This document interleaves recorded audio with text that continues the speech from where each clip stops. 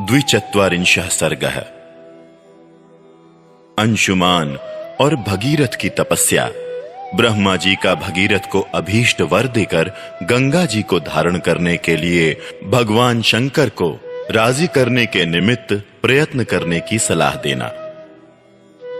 श्री राम, सगर की मृत्यु हो जाने पर प्रजाजनों ने परम धर्मात्मा अंशुमान को राजा बनाने की रुचि प्रकट की। रघुनंदन, अंशुमान बड़े प्रतापी राजा हुए। उनके पुत्र का नाम दिलीप था। वो भी एक महान पुरुष था। रघुकुल को आनंदित करने वाले वीर अंशुमान दिलीप को राज्य देकर हिमालय के रमणीय शिखर पर चले गए और वहां अत्यंत कठोर तपस्या करने लगे। महान यशस्वी राजा अंशुमान ने उस तपोवन में जाकर 32,000 वर्षों तक तप किया। तपस्या के धन से संपन्न हुए उस नरेश ने वहीं शरीर त्याग कर स्वर्ग लोक प्राप्त किया। अपने पितामहों के वध का वृत्तांत सुनकर महातेजस्वी दिलीप भी बहुत दुखी रहते थे। अपनी बुद्धि से बहुत सोचने विचारने के बाद भी वो किसी निश्चय पर नहीं पहुंच सके। वो सदा इसी चिंता में डूबे रहते थे कि किस प्रकार पृथ्वी पर गंगा जी को उतारना संभव होगा, कैसे गंगा जल द्वारा उन्हें जलांजलि दी जाएगी और किस प्रकार मैं अपने उन पितरों का उद्धार कर सकूंगा। प्रतिदिन इन्हीं सब चिंताओं में पड़े हुए राजा दिलीप को, जो अपने धर्माचरण से बहुत विख्यात थे, भगीरथ नामक एक परम धर्मात्मा पुत्र प्राप्त हुआ। महातेजस्वी दिलीप ने बहुत से यज्ञों का अनुष्ठान तथा 30,000 वर्षों तक राज्य किया। पुरुष सिंह, उन पितरों के उद्धार के विषय में किसी निश्चय को न पहुंचकर राजा दिलीप रोग से पीड़ित हो मृत्यु को प्राप्त हो गए। पुत्र भगीरथ को राज्य पर अभिषिक्त करके नरश्रेष्ठ राजा दिलीप अपने किए हुए पुण्य कर्म के प्रभाव से इंद्रलोक में गए। रघुनंदन, धर्मात्मा राजर्षि महाराज भगीरथ के कोई संतान नहीं थी।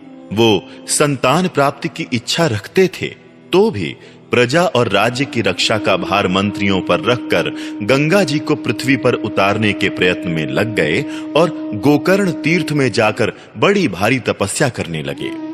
महाबाहु, वो अपनी दोनों भुजाएं ऊपर उठाकर पंचाग्नि का सेवन करते और इंद्रियों को काबू में रखकर एक एक महीने पर आहार ग्रहण करते थे। इस प्रकार घोर तपस्या में लगे हुए महात्मा राजा भगीरथ के 1000 वर्ष व्यतीत हो गए। इससे प्रजाओं के स्वामी भगवान ब्रह्मा जी उन पर बहुत प्रसन्न हुए। पितामह ब्रह्मा ने देवताओं के साथ वहां आकर तपस्या में लगे हुए महात्मा भगीरथ से इस प्रकार कहा, महाराज भगीरथ, तुम्हारी इस उत्तम तपस्या से मैं बहुत प्रसन्न हूं। श्रेष्ठ व्रत का पालन करने वाले नरेश्वर, तुम कोई वर मांगो। तब महातेजस्वी महाबाहु भगीरथ हाथ जोड़कर उनके सामने खड़े हो गए और उन सर्वलोक पितामह ब्रह्मा से इस प्रकार बोले, भगवन, यदि आप मुझ पर प्रसन्न हैं और यदि इस तपस्या का कोई उत्तम फल है तो सगर के सभी पुत्रों को मेरे हाथ से गंगा जी का जल प्राप्त हो। इन महात्माओं की भस्म राशि के गंगा जी के जल से भीग जाने पर मेरे उन सभी प्रपितामहों को अक्षय स्वर्ग लोक मिले। देव, मैं संतति के लिए भी आपसे प्रार्थना करता हूं, हमारे कुल की परंपरा कभी नष्ट ना हो।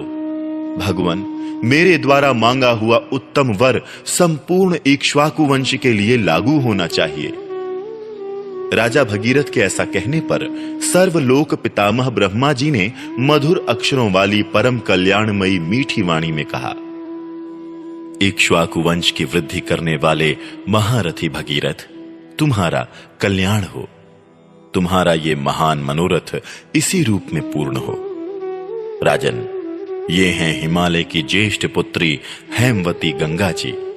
इनको धारण करने के लिए भगवान शंकर को तैयार करो। महाराज, गंगा जी के गिरने का वेग ये पृथ्वी नहीं सह सकेगी। मैं त्रिशूलधारी भगवान शंकर के सिवा और किसी को ऐसा नहीं देखता जो इन्हें धारण कर सके। राजा से ऐसा कहकर लोक सृष्टा ब्रह्मा जी ने भगवती गंगा से भी भगीरथ पर अनुग्रह करने के लिए कहा। इसके बाद वो संपूर्ण देवताओं तथा मरुदगणों के साथ स्वर्गलोक को चले गए। इस प्रकार श्री वाल्मीकि निर्मित आर्ष रामायण आदि काव्य के बाल कांड में 42वां सर्ग पूरा हुआ।